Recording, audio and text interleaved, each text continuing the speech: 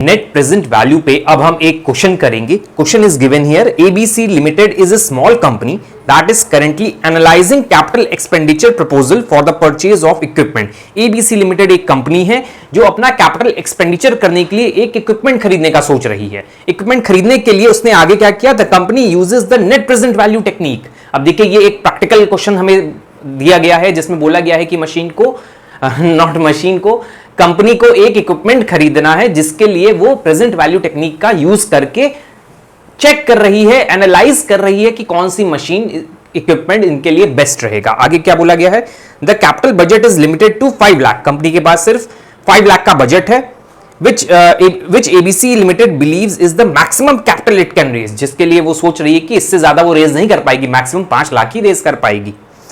The initial investment of the and project net cash flows for each project are shown below। अब नीचे एक table दे दी गई है जिसमें बोला गया है कि इनिशियल इन्वेस्टमेंट कितना होगा और कैश फ्लो कितने होंगे उसी इन्वेस्टमेंट पे। The cost of capital of ABC limited is 12%। हमें मतलब डिस्काउंट रेट दे दिया 12%, ध्यान रखिएगा discount rate is 12%। You are required to compute the net present value of different project. हमारे सामने देखिए 4 प्रोजेक्ट दिख रहे हैं, चारों प्रोजेक्ट की initial investment 2 lakh, 1 lakh 90, 2 lakh 50, 2 lakh 10,000 respectively. Project के कैश इनफ्लो दिए हुए हैं। फर्स्ट प्रोजेक्ट में 50,000 का कैश इनफ्लो हो रहा है हर साल, फिर सेकंड प्रोजेक्ट में अलग है, third project and fourth project. चारों प्रोजेक्ट की हमें नेट प्रेजेंट वैल्यू निकालनी है। बहुत सिंपल सा क्वेश्चन है। हमने सॉल्व करने के लिए क्वेश्चन को ये एक टेबल बना ली है जिसमें लिखा है calculation of net present value. Period दिया हुआ है 0, 1, 2, 3, 4, 5। पीवी फैक्टर जो हम निकालेंगे क्वेश्चन में 12% डिस्काउंट रेट दिया है, तो उसकी हेल्प से हम कैलकुलेटर ट्रिक से पीवी फैक्टर निकालेंगे जिसकी हेल्प से हम प्रेजेंट वैल्यू निकालेंगे जो फ्यूचर के कैश इनफ्लोज होंगे। फिर उसके बाद जितना भी इनिशियल इन्वेस्टमेंट है चारों प्रोजेक्ट में उसको मैंने नेगेटिव करके 0 पीरियड में लिख दिया है, क्योंकि मैंने आपको जब समझाया था कॉन्सेप्ट तो बताया था कि जो भी इनिशियल इन्वेस्टमेंट होता है उसको नेगेटिव करके स्टार्टिंग में लिख देते हैं और जितने भी कैश फ्लो होते हैं उसको लाइन से हम प्रेजेंट वैल्यू के फॉर्म में लिखते हैं, फिर टोटल कर देते हैं तो हमें नेट प्रेजेंट वैल्यू मिल जाती है। तो चलिए देखते हैं क्या है क्वेश्चन में।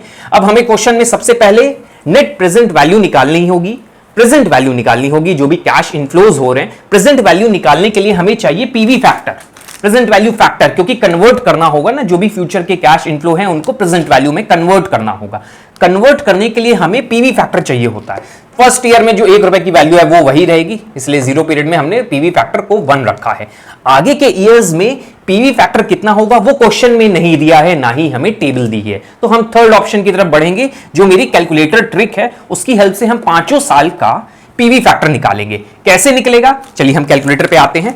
कैलकुलेटर पे सबसे पहले आपको टाइप करना है, प्रेस करना है 1 पॉइंट प्रेस किया। अब उसके बाद जो 2 बॉक्स मैंने छोड़े हैं वो है डिस्काउंट रेट के लिए। इस क्वेश्चन में डिस्काउंट रेट है 12%, तो 1 पॉइंट के बाद आप क्या टाइप करिए 1, 2, तो अब मेरे सामने क्या आ गया 1.12। अब हमें डिवीजन का साइन प्रेस करना है। अब इक्वल हम जितनी बार प्रेस करेंगे उतने साल के पीवी फैक्टर मिल जाएंगे, जो टेबल में भी मिल सकते हैं या आप यहां कैलकुलेटर की हेल्प से भी निकाल सकते हैं। तो हमने पहली बार इक्वल प्रेस किया तो मेरे सामने पीवी फैक्टर की जो वैल्यू आई फर्स्ट ईयर की 0.892, तो हम यहां लिख लेते हैं 0.892।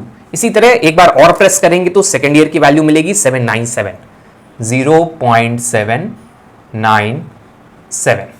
थर्ड ईयर की वैल्यू के लिए थर्ड बार प्रेस कर दें हम 711, 0.711। फोर्थ टाइम प्रेस करें 0.635।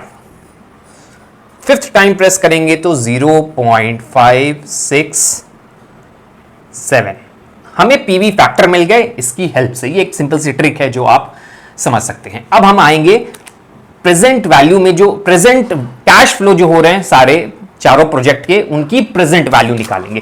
प्रेजेंट वैल्यू निकालने के लिए सिंपली आपको क्या करना है, इन पीवी फैक्टर से कैश इनफ्लो जो हो रहे हैं मल्टीप्लाई करते जाइए। सब पीवी फैक्टर आपको प्रेजेंट वैल्यू मिलती जाएगी कैश इनफ्लो की। तो देखिए फर्स्ट प्रोजेक्ट में हमने देखा था कि सारे इनफ्लो 50,000 हो रहे 5 साल तक, तो हम क्या करेंगे 50,000 multiply by this equal to यहां रख देंगे वैल्यू। 50,000 से सबको मल्टीप्लाई करके सारे प्रेजेंट वैल्यू सबकी निकाल लेते हैं। तो 50,000 मल्टीप्लाई बाय 0.892, तो हमको मिली 44600। तो ये है प्रेजेंट वैल्यू, ये प्रेजेंट वैल्यू हो गई। फिर हम 50,000 से मल्टीप्लाई करते हैं क्योंकि हमारा कैश इनफ्लो 50,000 है for each year 797। 39850,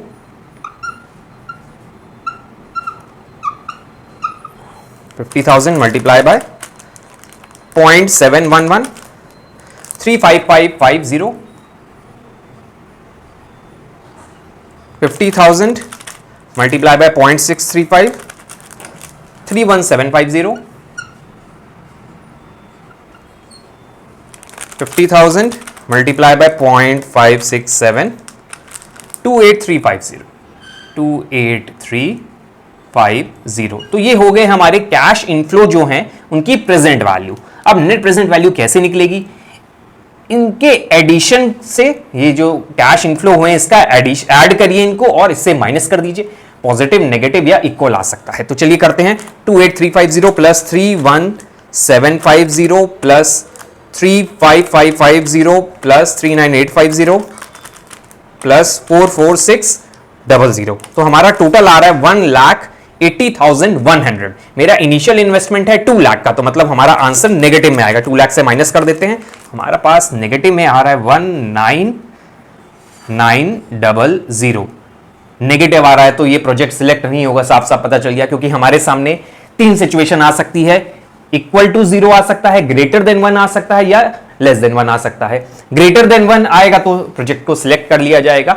equal to 0 आएगा तो वो इनडिफरेंट होगा, वो कंपनी को डिपेंड करेगा कि सिलेक्ट करना है कि नहीं। लेस देन आपका 0 आएगा तो प्रोजेक्ट को रिजेक्ट करना है। ये लेस देन 0 है, नेगेटिव में चला गया, मतलब कैश इनफ्लो नेगेटिव है हमारे, तो ये प्रोजेक्ट ए जो है सिलेक्ट नहीं किया जाएगा। इसी तरह हम बाकी प्रोजेक्ट की भी वैल्यू निकालते हैं। तो हमें क्या करना है, यहां पे जो कैश इनफ्लो हो रहे हैं प्रोजेक्ट बी में, उनको प्रेजेंट वैल्यू फैक्टर से मल्टीप्लाई करना है और सारी वैल्यूज यहां पे लिखना है। तो चलिए हम क्या करते हैं, सारे इनफ्लो की वैल्यू को मल्टीप्लाई करके यहां पे हम लिखते हैं, फिर टोटल करेंगे।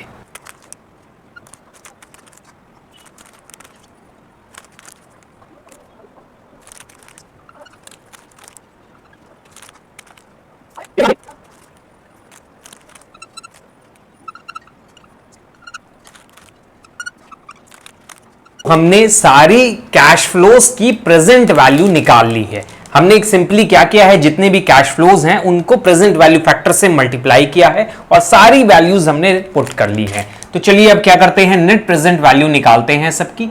नेट प्रेजेंट वैल्यू निकालने के लिए सिंपली आपको क्या करना है, जितने भी कैश फ्लोज हैं सबको ऐड करिए और जितना भी टोटल आ रहा है उसको इससे डिडक्ट कर दीजिए। तो चलिए ये वाला तो मैंने आपको करके दिखा दिया था, तो बाकी भी ऐड कर लेते हैं। तो यहां पे एडिशन करते हैं, 35680 प्लस 39850 प्लस 49770 प्लस 47625 प्लस 42525।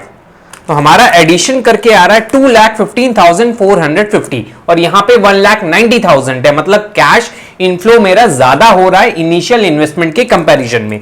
तो माइनस कर लेते हैं 1,90,000, तो हमें मिलेगा 25,450 जो पॉजिटिव है, 25,450। तो सेकंड कैश इनफ्लो है हमारा, जो नेट प्रेजेंट वैल्यू है प्रोजेक्ट बी की, दैट इज 25,450। इसी तरह हम प्रोजेक्ट सी और डी की भी वैल्यू निकाल कैलकुलेशंस करके हमने सारे प्रोजेक्ट की नेट प्रेजेंट वैल्यू निकाल ली है। तो देखिए सारे नेट प्रेजेंट वैल्यू में साफ साफ आपको दिख रहा है कि यहां नेगेटिव कैश फ्लो है तो ये प्रोजेक्ट रिजेक्ट हो जाएगा, यहां भी नेगेटिव कैश फ्लो है, ये प्रोजेक्ट रिजेक्ट हो जाएगा, ये पॉजिटिव है और ये पॉजिटिव है, इन दोनों में ज्यादा रिटर्न इसमें आ रहा है तो ये प्रोजेक्ट को भी कंपनी रिजेक्ट करके इसको एक्सेप्ट कर लेगी। तो हमारा इस तरह नेट प्रेजेंट वैल्यू का क्वेश्चन सॉल्व किया जाएगा। एक चीज और ध्यान रखिएगा, ये जो कैलकुलेशन करके प्रेजेंट वैल्यू फैक्टर मिला है, हो सकता है पॉइंट के बाद 1-2 डिजिट का ऊपर नीचे हो सकता है, जिससे आपका ये नेट कैश फ्लो जो है ये डिफरेंट हो सकता है कुछ रुपए तक, क्योंकि ये एक अप्रोक्सीमेट वैल्यू होती है, इसलिए हम पॉइंट के बाद की वैल्यू को ज्यादा कंसीडर नहीं करते हैं। कुछ ही वैल्यूज हो सकता है, 0.92 है तो 93 आ सकती है, 97 है तो 98 हो सकता है, 11 है तो 12 हो सकता है। तो ये पॉइंट में अगर आपको कुछ डिफरेंस दिख रहा है तो उसको आप एक तरह से इग्नोर करें तो सही रहेगा।